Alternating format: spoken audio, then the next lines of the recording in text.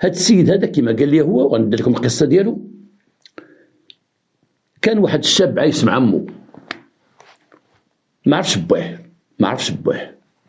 ما عرفوش، ما عمر مو تتبغي تهضر ليه على بواه. مرة تقول ليه طلقني وتفرقت انا وياه وراه مات، مرة تقول ليه انا من حملت بك مات، مرة تقول لي ما تبقاش تسولني على داك باك تماما، ما بينيش وبينو، خوات الدار وسمعت عليه راه مات. كان هاد السيد عنده مشكل في الوراق ديالو ديال الحالة المدنية وداك الشيء، تيقول بانه صابهم غير بالكشيفة بس صابهم، وحتى الاسم ديال باه وحلو فيه، لان ما كانش شي وثيقة تثبت بان هذاك اللي قالت مو باه هو باه. وسمي ابوه بعبد الله، كما تنشوفوا بزاف ديال الناس، ديال الشباب، ديال الابناء، ديال الدراري تيتولدوا ما عندهمش باواتهم تيسميهم باه، تيعطيو اسم عبد الله. بكري كان تيقول بدون اب، وكانت خايبه هذيك بدون اب. المهم ابن عبد الله. ماشي هذا هو المشكل اللي تنهضر عليه انا ديال هذا الدري والحاله المدنيه ديالو كيفاش تولد وكذا، ولكن غنهضر لكم عليه من كبر فعطاه الله واحد الصحه، كان صحيح.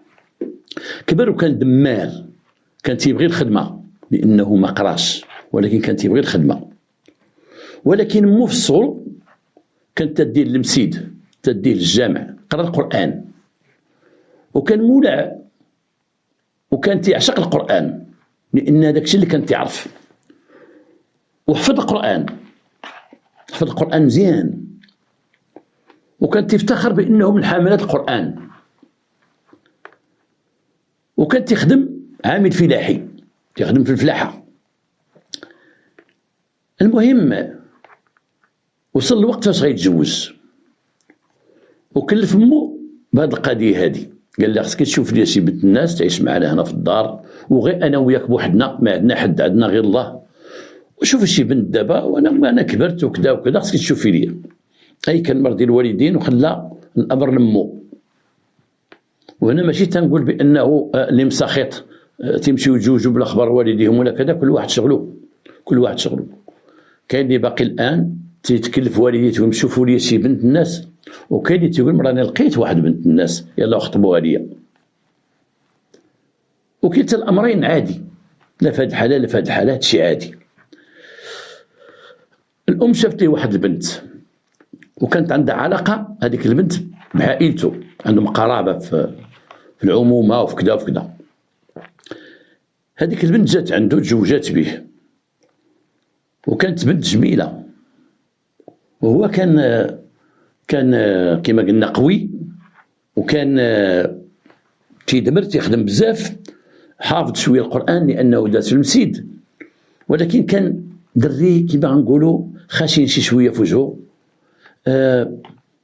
الزمان جعلو تيبان بحال شي راجل كبير في العمر، الزمان وتمارا. هذيك البنت تزوجات به وبقات عايشه مع عمو. كانت تتغضب بزاف، انا اخر الحاجه تتغضب تمشي لدارهم وتمشي يجيبها.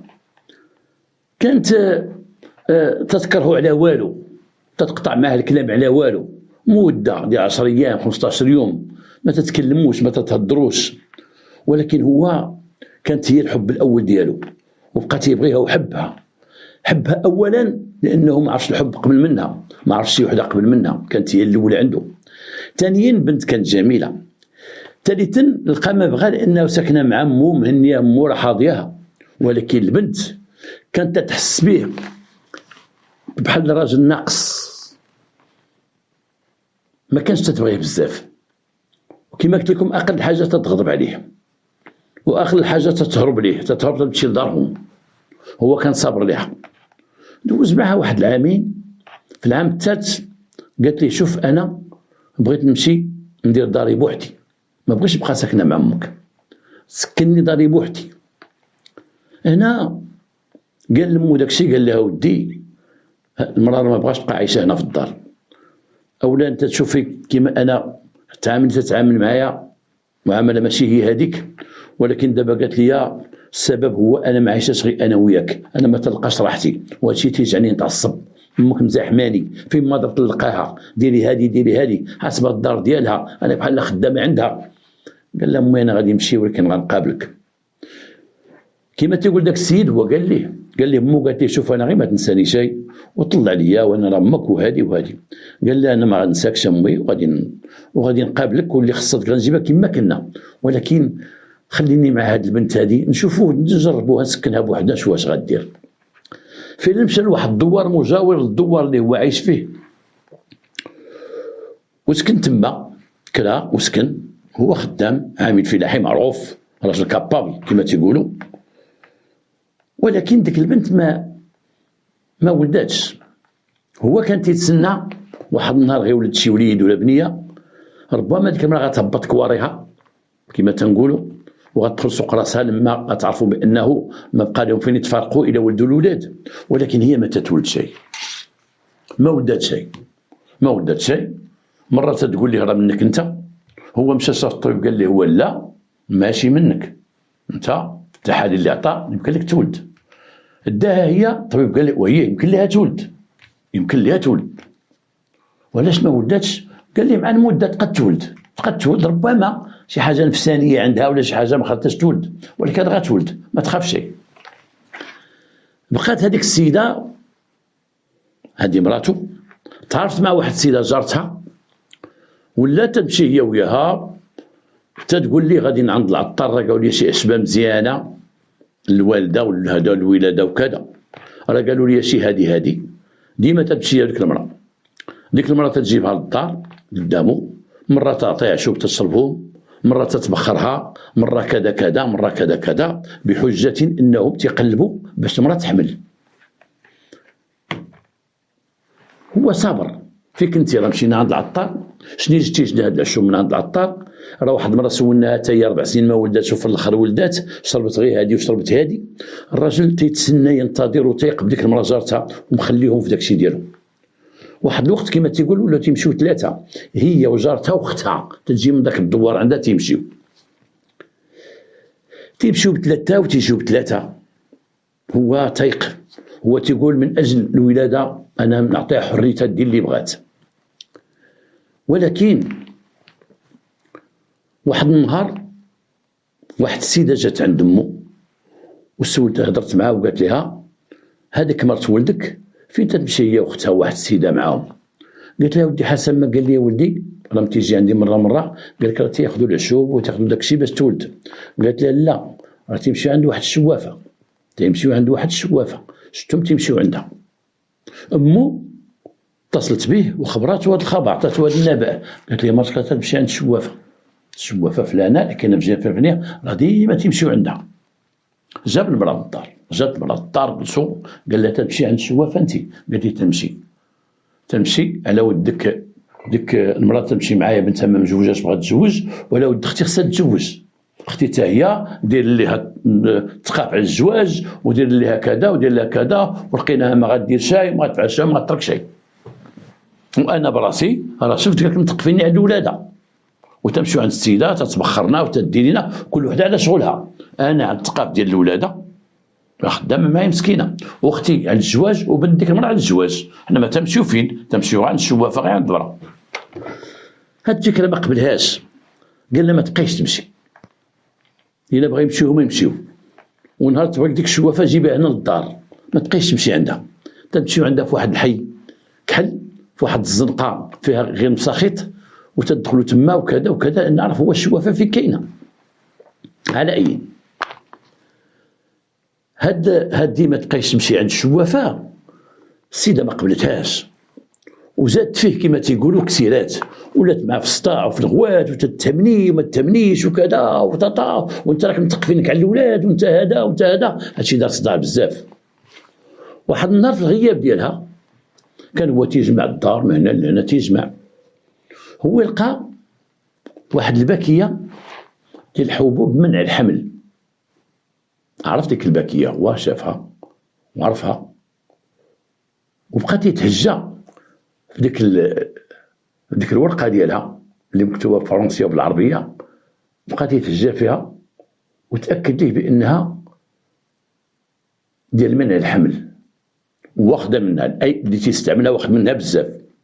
هز الباكيه وداها لواحد الصيدلي وسولو، قال لي اخويا هذه ديالاش؟ قال لي هذه ديال العيالات باش ما يولدوش، هذه ديال العيالات باش ما يولدوش.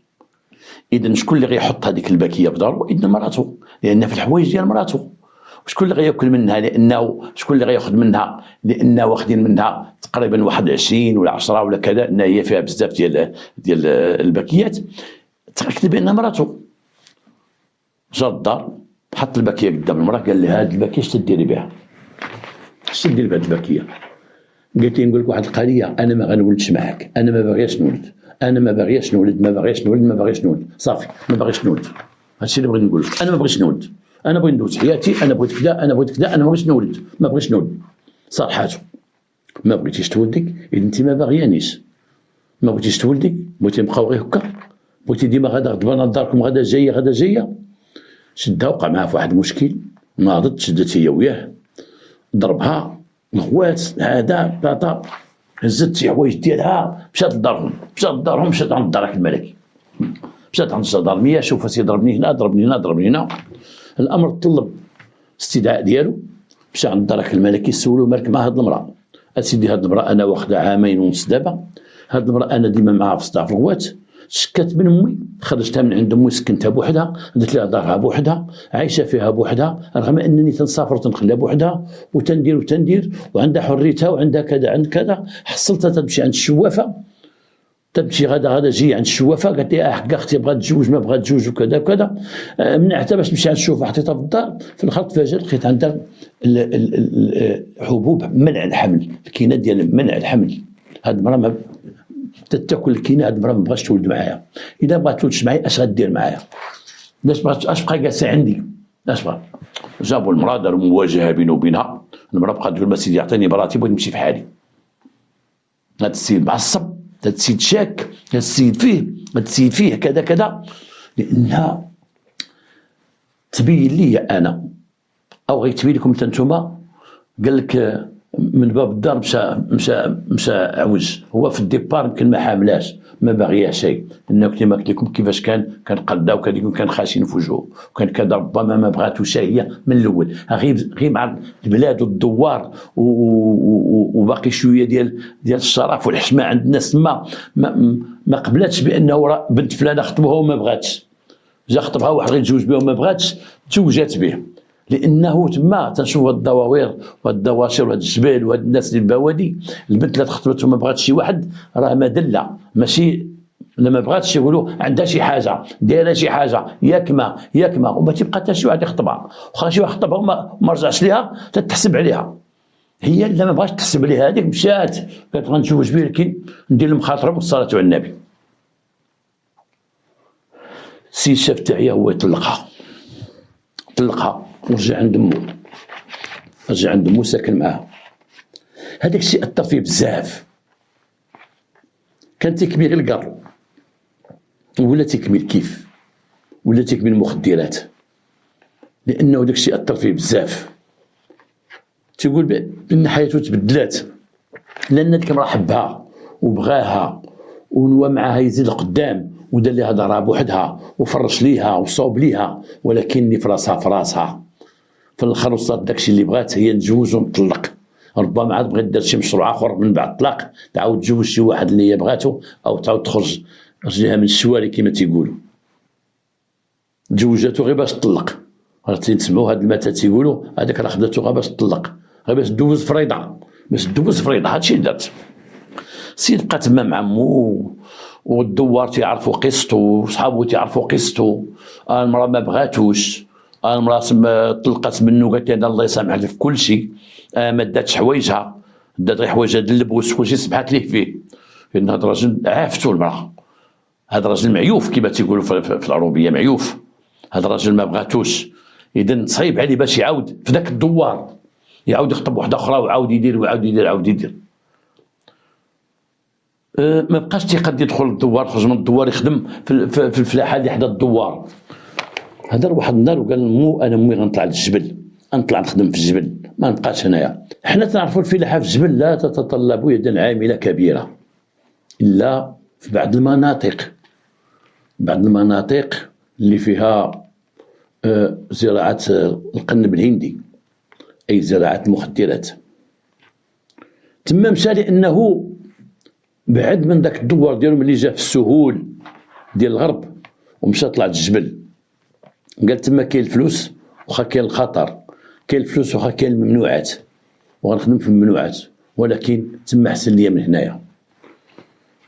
مشى لواحد المنطقة نائية في الشمال عند شي حد تيخدم هاد الشي هذا، هاد الكيف، هاد المخدر، وبقى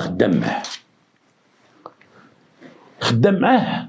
ولكن داك السيد اللي مشى خدام معاه، هذيك الارض اللي عنده ماشي ديالو، ديال واحد فلاح كبير ومهرب كبير، وعنده واحد الزئات اراضي مفرقهم، عاطي لهذا مثلا قطار، عاطي لهذا نص قطار، عاطي لهذا، عنده اراضي ملك ولكن عاطيهم الناس خدامين فيهم. هذاك السيد اللي غنسميه الباترون، اللي غنسميه الرجل مول البلاد، جا واحد النهار عند داك الفلاح اللي عاطيه الارض، لقى هذاك خدام معاه. شاف الولد ديالنا، نسميوه الولد ديالنا، شاف الهندام ديالو، الخدمه ديالو، اخر قال لي هاد الدري راه مجهد، صلاه بيشعر صحيح وكذا، وتيخدم وتيدمر من نهار جا وكذا وكذا. هذاك السيد جلس معاه وهضر هو وياه وذكر هو وياه، قال لي اشتري في هاد الارض راه ديالي، واخا خدام فيها هاد السيد اللي انت خدام عنده، وراه عندي بزاف الاراضي هنايا. دابا الله يعطيك الصحه كان معايا شي ناس خدامين معايا كان ما فيهم شي الثقه، انا بغيت تخدم معايا، انا هاد السيد راه ما عنده ما يقول، غادي تمشي تخدم معايا، غادي تخدم معايا، انا عندي نيت هاد الخدمه تنديرها، وانا هاد المحاصيل كاع اللي تيحصدوا هادو تيدفعوهم ليا انا، وعندنا شي شويه تنخدم شويه التهريب من الشمال. كان ديك الساعه باقا الجهه ديال التهريب راه معروفه، كانت باقا خدامه، دابا الحمد لله مابقاش داكشي.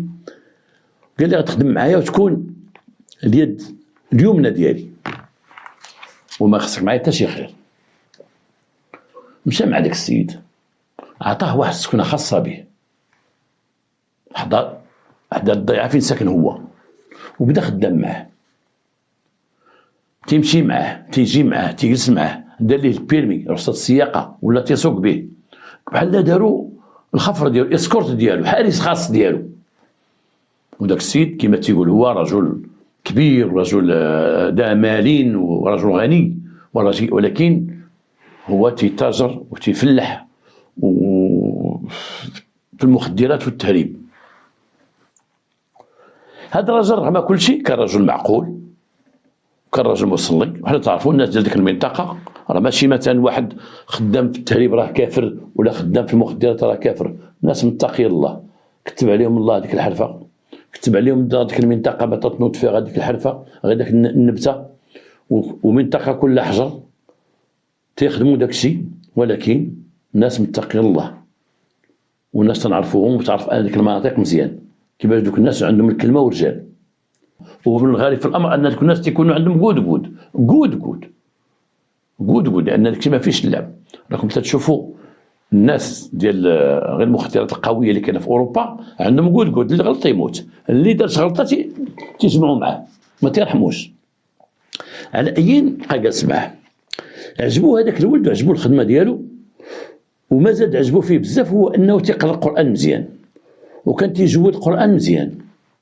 لان هضرنا في الاول قلت لكم كان الدري داز من المسجد وداز من القران وكذا وكذا، وحتى انه من كان في السجن تيعاود داك السجين تيعاودينا، قال لك تيبقاو يطلبوا المساجن وحتى الحراس في بعض المناسبات يجود القران، وكان تيجودوا بطلاقه، وانه ايامه في السجن كان رجل مصلي وتيصلي بالناس في السجن. غريب في الامر، ولكن هذا غريب بالنسبه لكم، ولكن بالنسبه لي انا شفت ناس تحكموا احكام طويله ديال 30 عام والمؤبد والاعدام، ولكن ناس متقي الله يمكن في السجن ردهم متقي الله، وناس من حافظة القرآن، وناس داروا أئمة داخل المسجد. على سبيل المثال الخنفوري اللي حنا تنعرفوه، كان مجرم، كان كذا، الخنفوري في السجن دابا دار واحد الحياة، والخنفوري تيقرا القرآن، والخنفوري تصلي بالإخوان تما في السجناء، وتصالح ما بين الناس. ربي كبير الحمد لله. وهذاك الولد كان مع ذاك الراجل وعجب ذاك الراجل، لقى فيه المعقول. ذاك الراجل كانت عنده 3 ديال البنات، عنده وحده الكبيره عندها 40 عام، والثاني عندها 30 عام، بيناتهم 10 سنين، وواحدة صغيرة ما وصلش 18 عام. هادشي اللي عنده الخدامة بزاف تيخدموا، مزوجين بولادهم تما، عنده مراتو، عنده بنياتو. هذاك السيد كما قلنا داروا السعيد ديالو الايمن بقى خدام معاه. واحد دخلت معاه في واحد الهضره، قال لي ودي واش عمرك تزوجتي؟ عاود لي هو القصه ديالو كامله، وعاود لي بانه فين تزوج واحد البنت كما عاودت لكم وكذا، ودار بها الكاغيط. هاد الكاغيط مهم هاد الكلمه، لانه غتجي الحديث عليها من خلال سياق الكلام. عاود لي بانه كان دار بها الكاغيط، بانه طلقها وهي طلبت الطلاق وهي ما بغاتوش وهي كذا، وما خلى ما دار معها وما خلى، بقى تيشكي لي بزاف. هذاك السيد قال لها ودي علاش ما تاخذش بنتي كبيره؟ ها هي، لان هذيك المنطقه البنات عفيفات، نحن نعرفوا هذا، الناس ديال الجبل البنات عفيفه، ما عنده فين يمشي مع البنات. تنعرفوا في جميع جبال العالم ساكنه الجبال، وتنعرفوا الناس ديال البوادي، البنت ما عندها فين تحرك، الدور راه محصور وشي تعرف شي، والبنت راه دايزه خارجه راجعه كذا كذا، والجبل كل كاين راه خد فلان دايزه راه راجعه. قليل اللي تستطيع بالجبل دير شي وسط دوك الدواوير، دير شي تاع حراميات ولا شي حاجه، والناس ما تيرحموش فهاد المسائل هذه. وبناته كانوا عنده 3، ودارو كانت معزوله في الجبل، كانت معزوله وسط واحد الضيعه ديالو. اذا حتى واحد ما تيقرب ليه وتيقرب لبناته. الا جا شي ضيف راه بيوت الضياف باين، بيت الضياف راه باين، الرجال بوحدهم والعيالات بوحدهم. علاش جبت هذا الحديث؟ غنقول لكم واحد الخرجه. الوالده عندي الله يرحمها، الله يرحم والدينا اجمعين، كانت واحد الدوار في الغرب سميتهم دوار الفقراء. ربما غيسمعوني الناس ديال الفقراء اليوم ويجيهم شويه عجب. وكانوا تيعيطوا لهم الشرفه، هما الفقراء تيعيطوا لهم الشرفه. وكانوا الناس محسوبين الشرفه، حنا تعرفوا الدواوير في المغرب اللي فيهم الشرفه او تيتسمى هذه القبيله راهم الشرفه، تيكونوا شويه تيحترموهم العامه. العامي هو اللي ماشي شريف، واللي ماشي عامي تيسميوه شريف، تيحترمهم. تيبقى هذيك الدوار ديال الشرفه مقرين، الشرفه كذا الشرفه كذا. هذاك الدوار واخا كان واحد الدوار صغير، كان فيه جدي الله يرحمه، كان فيه هو اللي مكلب بالجامع، هو الامام، كان امام في الجامع، وكان تيقري الدراري ديال الدوار باللوح كما اللوح ديك اللوحه اللي وريتكم في الحلقه اللي فاتت. وكان تيخيط جلالب، وكان تيعيش بديك الاربعيه والحديه. فاش تيجيبوا ليه الناس الاربعيه اللي تيقريو وليداتهم، تيجيبوا الحديه، اي نهار الحد تيجيبوا ليه الحديه، ونهار الاربعاء تيجيبوه الاربعيه. هنا تنقول الناس اللي قدي في العمر واش عقلتوا على الجامع كيفاش كنا نقراو في المسجد، تيقول لك باك كدير الفقيه الاربعيه، تنشدوا الفقيه تنبوسوا يديه تنعطيوه ديك الاربعيه شي 20 فرنك ولا ما كاملش درهم. كان تيشدوا تيديروا تحت الهيدوره، ويجي الاخر يبوس، وشي واحد ما جابش تقول له ما جبتيش الاربعيه، تيقول لي با راه ما كاينش، غدا جيبها. هذاك هو الخلاص ديالهم. والجلبات اللي تيخيطوا و تيمشيو يقراو عند شي حد تيسميوها الزرده ولا تيسميوها كنازه، تيمشيو يقراو عند شي حد تيعطيهم شي حاجه. هكا كانوا عايشين مساكن. الطلبه ديال بكري، طلبه الشرفه، ماشي دابا اللي ولات تنشوفوا للاسف شي حوايج ما تيعجبونا شيء، وما كاينش ندخل في هاد الهضره هادو. هذاك الدوار عندنا كما قلت لكم كنت تنمشي انا كضيف، لانهم محسوب عليهم هما ناس الشرفه. لما تمشي انا كضيف وانا محسوب ولد بنتهم ومنهم، كنت لما تمشي كنا تمشيو بالسروال بلوجين، السروال بلوجين.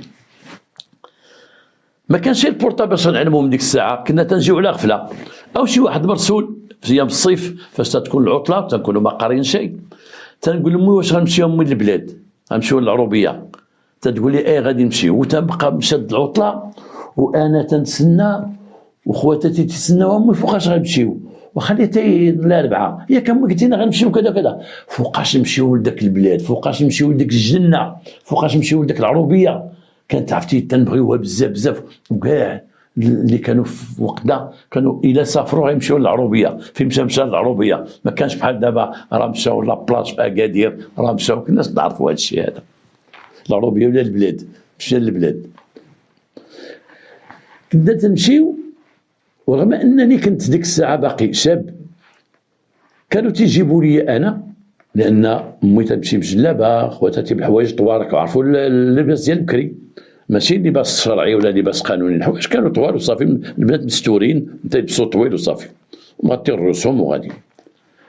كنت نمشي، ولما تنزلوا من الكار ربما امي كانت ديك الساعه تتعلم شي واحد من الدوار، تلاقاو في القنيطره، تقول ليه قول لبا على بابا هو جدي، قول لبابا راه حنا غنجيو نهار فلان فلاني، تلقاو معلومين، تلقاهم تيتسناونا باب الدوار واقفين جالسين، ومخفين شي كروسه ولا شي حاجه فين غيديونا يدخلونا للدوار، حنا جايين وهزا الولاد والكفاف، هذه فيها الخضره، هذه فيها كذا، هذه فيها شي حويجات ليهم كانوا بقاو قدامو، هذه فيها شي حاجه كل وحده جايبه ليه.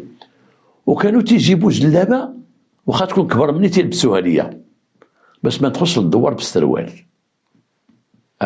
كان محشوم ندخل انا بالسروال وانا براني، كنت ندخل بجلابه باش نجلس معاهم وداك الشيء.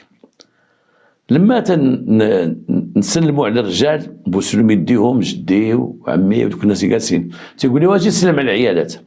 وكنا تلقاو بنات خالتي وبنات هذا بنات كذا وخالاتي مجمعين في واحد القنت ماشي قدام الرجال باش تنسلم عليهم حتى هما. ما عرفتش علاش ما كانوش تيبغوا نسلم على الرجال قدام العيالات، وانا ديك الساعه شاب مراهق بالجلابه، لانه مبغانيش ندخل بالسروال.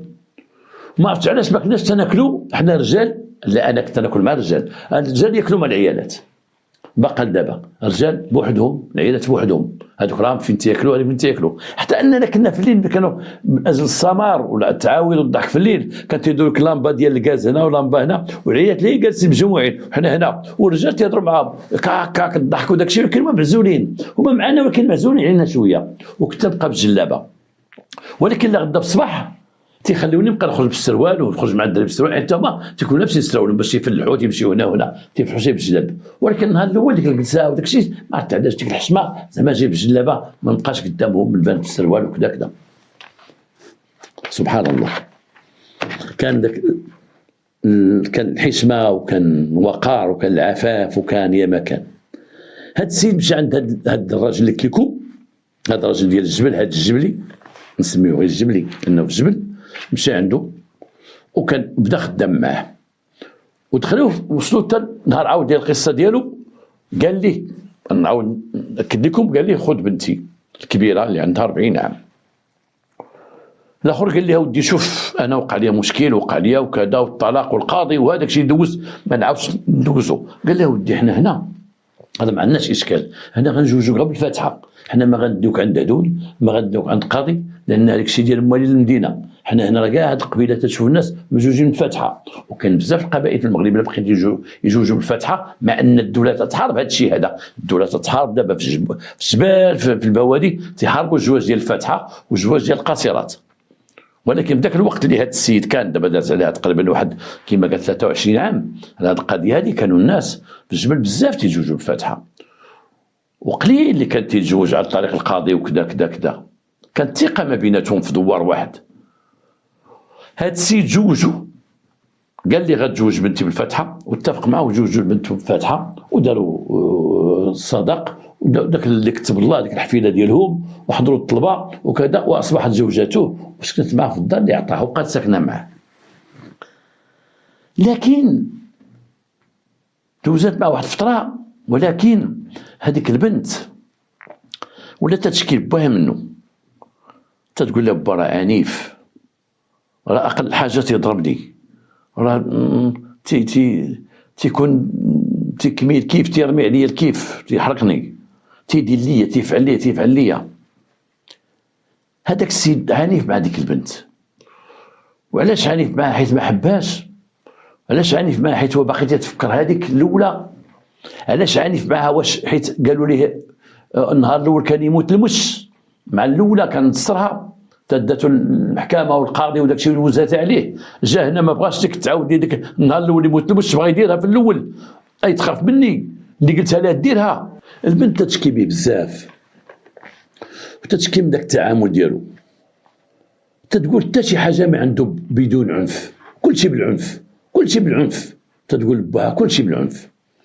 والسبان ويعرق ويقول لهم انتم العيالات انتم العيالات انتم العيالات انتم العيالات. قالت لي راه هذا الراجل راه مريض با، راه مريض راه مريض. با تيجي يهضر معاه تيقول لي لا انا هذيك بغات تبقى تغلب فيا، راه بغات دير ليا، راه بغات تدفع ليا. واش هو ما رضاش بها، هي كبيره في العمر تزوج بها، واش باقي تقول با انا ما بغيتهاش؟ قال بالعنف غتمشي بحالها. داز من واحد الطريق، داز من طريق اخرى، بقات تقول لها داز العام الاول قال لها فين الولد؟ بغيتك تولدي، فين ما الولاد؟ فين ما الولاد؟ ما فين الولاد؟ ما كذا كذا. يمكن المراه ما بغاش تولد معاه، يمكن المراه ما كتبش لها هذاك العام باش تولد، ولكن هو بقى تيحفزها باش تولد، باش تولد. تيقول لها بغيتي ديري لك بحال الاخرى اللي كانت معايا لهيه كذا كذا كذا، غادي تولدي. الاخرى نهار ما بغاتنيش وبغات تطلق مني اجداد السبه انا ما تنولدش حقها، تنولد كذا كذا، وهي تتعيد الكينه وداك الشيء وما تديرهاش، ولا تيقلب لها واش عندها شي كينه حتى هي. مع الناس تما كاين الناس تعرفوا لا كينه لا مولاي وبي، ولا هو تيجيب لها عشوب، تيمشي يسول تيجيب لها عشوب ديال الولاده، تيقول هذا عشوب ديال الولاده، هاد العشوب غتاكليهم غتاكليهم. كانت واحد اختها تمشي عندها تيقول لها راه قول لها تشرب هاد الدواء راه مزيان، قول لها كذا كذا، قول لها كذا كذا. انا تنقول لها علمك شربيه 2 مرات في النهار، راه عطاوه ليا باش تحملي باش كذا مابقاش بلا ولاد. اختها تقول لها ودي دير هادشي اللي قال لك راه بغا عنده الصح، بغا الولاد، بغا الولاد انت خصك تولدي وخصك كذا وخصك كذا. ولاو العائله محملها المسؤوليه هي ديال ما ولداتش وخصها تولد. هو لما تيعنفها او تيضربها او كذا او كذا، حتى واحد النهار هرسها من البواني ديال يديها، كان تيعرف امام باها باش يدافع على نفسه، وباها كان تيجي منه، وباها كان تيجي منه. اولا الثقافه ديال ديك القنت ديال ديك الجهه ديال البنت بحقوقها ما كامله شيء، ما تيعطيوهاش حق، تيوكل اللهم مع رجلها، هو راه يقتلها وديال اللي بغا، وكاين يضربها وما يخلي من يضربها، يقتلها وما يخلي من يقتلها. ديك الافكار العوجه. كان باها تا هو تيجي منه وتيضر في بنته، حمد الله وقلتي في دارك ودير راجلك هذا لا ضربك ما كاينش ليه ما يخليش ليه يضربك. ورجل الناس امك راه كانت تغسل لي رجليا وتتبوس لي على راسي، نضربها وتبوس لي على راسي، راجلك هذا. لانه هو ما بغاش بنته تطلق، ولكن عنده واحد الراجل ولا نافعه ولا شاد في يدو ولا مد ليه كل شيء، هو كبر في العمر، اي ما عندوش تولد، داروا ولد وداروا سلاح وداروا سعيد الايمن كان يدافع عليه.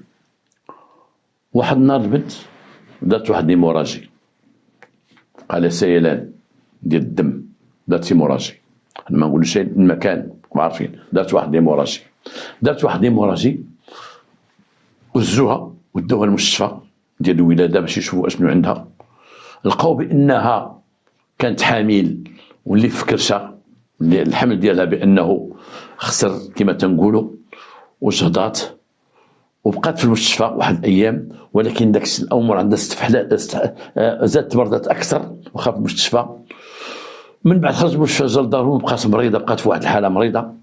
دوزت كما تيقول واحد الشهر في الدار وردوها عاوتاني لواحد الكلينيك دخلوها ليه، وجات من الكلينيك، ولكن المراه اللي وقع عليها العلم لله، هذيك المراه اش وقع عليها، لان السيد ما فسرش ليا مزيان، لانه هو ما عرف شيء. لا كانت تاكل العشوب، دار لها ايموراجيا، هادشي تيقول هو كان تيعطيها العشوب، هو كذا كذا. يمكن وقع ما وقع، وديك السيده ماتت،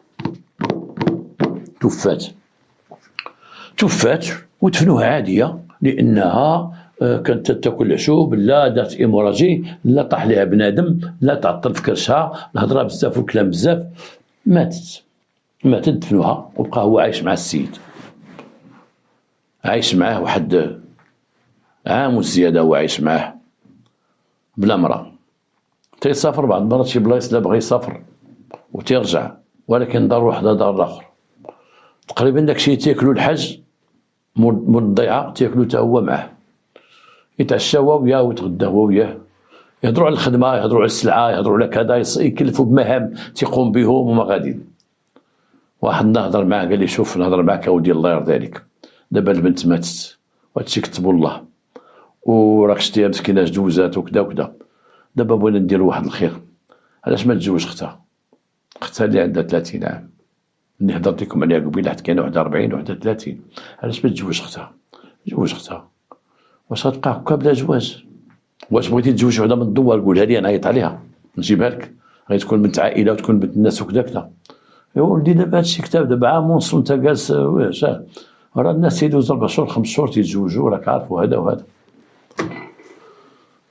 الاخر قال لي واش اللي بان لك الحاج نديروه؟ قال لي وتزوج اختها. تزوج اختها وكما العاده فاتحه وكذا وكذا، داكشي اللي داروا وتزوج اختها.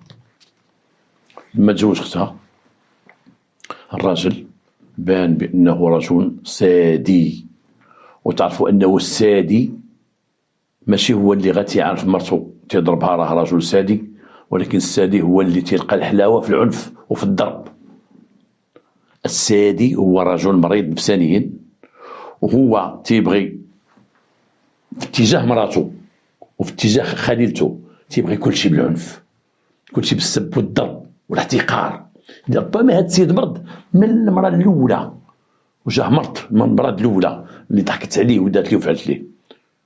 المراه الثانيه دوزت العذاب معاه، ذاك العذاب حقا قلت ليها ما قلت ليها كذا، ولكن الثانيه بين فيها العنف باحقه، بين فيها العنف مع ان خت المرحومه اختها ماتت والاخرى ديك مولا 30 بين فيها العنف، واغتنم واحد الفرصه وتحول من ذاك الدوار، وبالفلوس ديال الحاج شرا واحد الدار عنده واحد خينا دوار اخر، جات في بلاصه مزيانه كما تيقول، ودا المراه تما بعدها من دارهم لانه وقعوا باش تغضب تمشي لعند امها عاد يجيب باها. لا انا ما نبقاوش بلغوات، مراتي تمشي معايا للدار ليه صافي الصلاه على النبي ونتسوى العافيه. هذه بعدها من الحمايه ديال امها، بعدها من الحمايه ديال اختها الثالثه الصغيره، بعدها من الحمايه ديال باها وداها. ولكن كان دارهم تيمشيو يشوفوهم باها ما كانش تيمشي عندها الا القليل، كان تيقول نهار السوق تيدوز عندهم تيحط لهم داكشي اللي بغاو، ولكن الاخر ديما خدام معاه، ولكن باش يدخل مع بنته في الهضره ما كانش يدخل معاها وما كانش تيقبل الشكاوي ديالها. ثم العيال ديما تتشكيو لانه هو حتى هو كما تيقول داك السجين قال هو كان عنيف حتى مع مراته ومع بناته. اي البنت الثانيه كانت العصا معاه مزيان، ولما كانت تمشي عندها امها ولا اختها تتوريو من حمها تيكويها بالعود، العود ديال الكيف تيدور في العافيه وتيكويها الا كانوا جالسين، وكان داكشي تلقى فيه الضحك وتلقى فيه بزاف ديال الحوايج. كانت تكون نغسل ما تضربها بالتصرفيق راسها حتى تطيح وتبقى يضحك. البنت بقات تقول ما هذا حمق، هذا حمق معايا حمق، راه في الليل تيضرب فيا تيكرشني في اي حاجه تيكرشني تيدير لي تيفعل لي تيدير لي هذا تيكرش فيا كذا كذا. البنت ولات تتغضب لي تجي عند باها وتيجي تقول انا ضحكت معاها انا كذا انا قلت لها هذه مالها هذه مالها هذه مالها هذه كذا هذه كذا. واحد النهار مشات لعند دارهم اكثر من 20 مره ولا 30 مره، باها ما تيقبلهاش ولا رجع عند راجلك، امها مسكينه محقوره ما عندها ما تقول، اختها لا بغات دافتي ولا تدخل سوق راسك انتيا. واحد النهار تيقولوا بان السيده توفات في دارهم عند باها وهي غضبانه، توفات في سكته قلبيه. كانت مريضه شويه، كانت عيانه شويه، الامر ما دخل فيه لا مخزن لا جدرميه لا والو. السيده ماتت عند باها اصبحت ميته، عندها فمها فيه كشكوش. واش كلات شي حاجه وانتحرت؟ واش ما فهموش داك الناس بانه انتحار؟ واش كان ديك السيمانه مريضه ودخلوا لها المرض مع الموت؟ واش هو عطاها شي حاجه؟ مشكل. ولكن رغم ذلك كلشي تقبل الموت ديالها، كلشي قال لا اله الا الله ما كاتب الله مسكينه ناعسه، جاو فيقوا لقاوها ميته. مات المراه الثانيه، مات المراه من بعد مات الاولى، مات المراه الثانيه، ولكن مات في دارهم عند باها وهي غضبانه. واش قرات باش تاخذ شي حاجه باش ما ترجعش عنده؟ عرفات راسها ما عندها فين تعطي الراس لان في الجبل ماشي بحال المدينه غتمشي تخدم هنا ولا دير هنا والو، غتبقى تما ما هذا. واش شنو وقع؟ واش فكلها شي حاجه؟ الله اعلم. ولكن ديك السيده ماتت سال السيد، بكى مع الناس كما بكاو وشكا وكذا، وبين بانه كان مزيان وهذا وطفات العافيه بقى خدام مع الحاج كلا دقتو في جوج بناته ولكن بقى خدام معاه وداس الامور ومشى ودوز تقريبا واحد 3 سنوات وتيقول الحاج عمري ما نتزوج، عمري ما نتزوج، انا ما عندي ظرف الزواج، عمرو ما تكون لي المراه، انا خلقني الله هكا بدون مراه، ما كانش المراه. نعم كانت تغيب على الدار بعض المرات ربما، تيمشي شي جوايه ولا الله اعلم، ان ما يمكنش هو راجل يبقى. واحد النهار الحاج ساق الخبار بان الفقيه ديال الدوار راه هضر مع داك السيد مع صاحبنا وقال لي واش تزوج واحد بنتي. ساق لها الخبر في الجامع، وقال لي الاخر قال لي وفرج الله، قال لي عندي واحد بنتي لا بغيتي تزوجها وكذا. دار الفقيه ديال الدوار، الحاج ساق الخبر. الحاج جا عنده قال لي قول لي هضر معك الفقيه ديال الدوار شي حاجه؟ قال لي ايه. شنو قال لك؟ قال لي راه قال لي واش تزوج بنتي، راك راجل مزيان وهذا، والحاج راك بحال باك بحالنا غناخذوك لباك. الحاج قال لي ما غتزوج حتى شي بنت الفقيه، بنت وحده اللي بقات عندي هي صغيره خذها. اذا الرجل غادي يتزوج المراه الاولى غتموت الطريقه اللي قلت لكم. البنت الثانيه اختها ماتت في ظروف غامضه. كيفاش ماتت؟ وغياخذ الصغيره. الصغيره رغم الرفض ديالها، رغم الرفض نزلت عليها الاب ديالها والعائله ديالها بالثقل ديالها باش ما يتزوجش بنت الفقيه، فعطاوها ليه وتزوج بها وبالفاتحه. لكن هذيك البنت كانت نفسها حاره، ديك الصغيره، واخا تزوجات به رغماتو باش يرجع يسكن في السكنه اللي كان ساكن فيها الاولى حدا دارهم. اما ترجعني حدا دارنا تبعدني من داك الدوار، اما ما غنمشيش معاك واخا نموت واخا ترمى في البير، لان هكا باش تهدو في الباديه نهار القراسيون ترمى في البير. تيقول هو قالت لي نترمى في البير، قال لها واخا، لان شافها صغيره جمعتو كذا، جابها سكنها حدا دارهم. سكن حدا دارهم جات ديك الصاديه ديال رجال ديك المرض اللي في نفساني، بقى تيعاملها بالعنف. حتى هي تيهضر معاه شي هضره لا رب، تيضحك بلا قانون، تيغوت بلا قانون. واحد الناس شدا سلخها مشات عند الصدارميه هي بوحدها، ما بغات كاع تشاور مع باها. مشات عند الدرك الملكي قالت لهم سيدي انا واحد السيد كان متزوج اختي الاولى، اشق عليها ماتت. تزوج اختي الثانيه، اشق عليها. الاولى راه فايت بها رسام من الثانيه، فايت بها رسام من يديها، الاخرى الاولى فايت بها رسام من نيفها، واحد دار هذه. قالت لهم كلهم دابا سيدي رجعت نوبتي، انا ربا زوجني ليه بالفاتحه وانا ما حملتوش، وانا صبرت على وجه الوالدين والدوار، ولكن راه بدا فيا. شوفوا الحمي كي داير، بالعافيه تيدير هذا ويكويني. وهذا الشيء راه كان تيديروا على اختي الاولى والثانيه، راه كانت تجي ظهرها كله تيشدها وكانت تيكتفها وتيبقى يدير لها العود ديال الكيف في العافيه وبقات تقبل هكا دارها. ودار اختي الاولى والثانيه وهرسهم وضربهم وعلقهم ما خلا ما دار لهم. دابا راه بدا معايا انا شفتو قربت وحده دارنا غير باش اذا كان شي حاجه لتجي لدارنا، السيد راه معايا. شوف واش دار لي. الدرك الملكي تعجبوا في هذا النوع ديال الشكايه. كيفاش هذا السيد هذا تزوج بنت الاولى ماتت، تزوج اختها ماتت، شد هذه تيدير نفس العذاب اللي دار الاولى والثانيه، وراتهم بالحماء وراتهم داكشي. خبروا السيد وكيل الملك، قال لهم شوفوا مع السيد وكيل العام، القضيه شويه كبرت. الدرك خبروا مع السيد وكيل العام، قال لهم قدموا لي هذيك البنت بالشكايه ديالها، جيبوها عندي، بلا ما تجيبوا لي هذيك خينا جيبوها عندي هي، جيبوا المحضر ديالها. جات رغم انف والديها، رغم انف الاب ديالها، رغم انف داك الخينه، وجات عندها عند الدرك عند السيد وكيل العام. دخلها واحد النائب ديالو، شاف الحاله ديالها، نشوفوا ظهر، كنشوفوا يدي، كنشوفوا كذا، شافوا اثار ديال التعذيب. السيد باقي ما دار معها حتى 5 شهور، وكلها عمرها بالطفايه وبالدقان بعود ديال كيف فيه شعله فيه العافيه بهذا او هذا مالو حمق.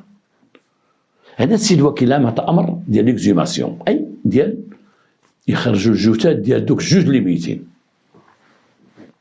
طلب باش يخرجوا الجثث يشوفوا واش بقى فيهم شي اثار تتبين. يشوفوا الاولى ديك اللي هرسه من يديها واش فعلا كاين ترس، يشوفوا الثانيه واش نيفها اللي مضروب بهرس كاين ولا، يشوفوا الثانيه اللي ما دارش عليها الحال واش كاين ما يثبت بانه كانت تتعرض للعنف وكان عندها خدوش وعندها كذا وعندها كذا.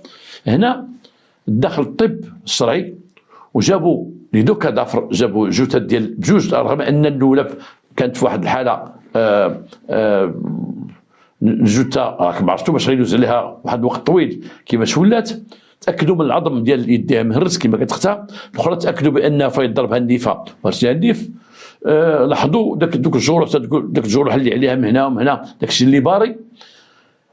تاكد الطبيب الشرعي بان داك البنت الاخرى بان عندها اثار ديال التعذيب، انه معذبها. قالوا يقدموه لنا في حاله اعتقال. البنت كضحيه، باها وامها ساكتين لانه تفاجئوا بنتهم اجداد ما عندهم ما يديروا، لان البنت راه ماشي قاصره باش غيبقاو تستشر معاهم. جابوها، صابوا البنت شهاده طبيه، هذاك الجروح وداك الشيء اللي فيها، جابوا السيد عند قاضي التحقيق تيبحث معاه. قاضي التحقيق كما تيقول هو، تاكد قاضي التحقيق بانه رجل سادي، ان رجل مريض بالعنف، مريض بالضرب، مريض كذا، لانه بقى تيهضر معاه وتيقول لك عارف العيالات، والعيالات المراه اللي ما درتيش لها دير لك، ولا دسرتي عليك غدير ودير، هذول باغي يدسروا عليا كيما دارت لي الاولى، وبغي هذا كذا كيما دارت لي الاولى. السيد الاولى خلات فيه واحد المرض خطير، خلات فيه واحد المرض ديال الانتقام من المراه. اي الاولى جعلته كره العيالات، وكره عياته ما يجي من العيالات، وجعلته انه محتاج من العيالات غير داك الشيء اللي محتاج اليه الرجل من المراه. واما الشيء الاخر هو العنف والسب والقذف. شافوا بانه ثبت بان الاولين كانوا يتعرضوا للعنف طيله حياتهم، شافوا الثانيه عندها اثار ما يثبت بانه تعرضت للعنف، حكموا عليه ب30 عام ديال السجن. هنا ماشي اجتهدت المحكمه، ولكن لقات قضاة في المستوى ما بغاوش داك العذاب اللي عذب الاولين يمشيو هدرا، ان مساكن عمرهم ما شكاو، مشاو تصنتوا الاب ديالهم تيقول فعلا انا كانوا تيجيوني بناتي مضروبين وتيجيبوني كذا كذا. جابوا الام تتقول انا بناتي ديما تيشكيو ليا، انا كنت نداوي الاولى نداوي ظهرها، ندوي لها يديها، ندير لها هذه، ندير تيجيو مجروحين ويجيو كذا ويجيو كذا. اي عذب جوج بنات عذاب اليم. بعد ما وحده دخلت فيه وخرجت فيه ديك الاولى، فدا فيهم، فدا البنات الاخرين، فدا فيهم داك الشيء اللي خرجت فيه الاولى اللي مرضاته، وداك المرض ديالو انعكس على دوك السيدات بثلاثه. اب يعطي البنت الاولى ويعاود يعطي البنت الثانيه نفس الراجل، ويعاود يعطي البنت الثالثه نفس الراجل. خصو غير يتهنى بدوك البنات. غير المهم هذا يعاونني ويكون بجنبي ويعطي في الكادوات. زوجتي هذه بات اخذ، واحده اخرى مات اخذ، واحده اخرى مات. وشو دابا دوك البنات الاولى نقول مثلا ضحيه، دابا الثانيه والثانيه وعارفه بان كان مجوج اختها، كيفاش تدوز الافكار في راسها ديال هو مجوج اختها، كيفاش كان تعيش مع اختها، كيفاش كان تاكلوا بجوج، كيفاش كان تير مع اختها، يجبدوها في الحديث على اختها. دارها قبيحه داك الحاج، مش داك السيد وجوجو البنت الاولى والثانيه والثالثه. كان الاولى مات صافي اخويا الله يعاونها، ما بغيتي شي وحده تصير قلب عليها. نفسيا داك الشيء ما مقبولش، شويه ما مقبولش. بحال شديتي دري صغير تيرضع ودرتي الحمض فمك ودير ما تتقبلاش، تعاد تندروه، ما تبغاش تدخل الفكره تدخلنا في راسنا. نتمنى من الله هذه الحلقه تعجبكم، وحنا ديما معكم.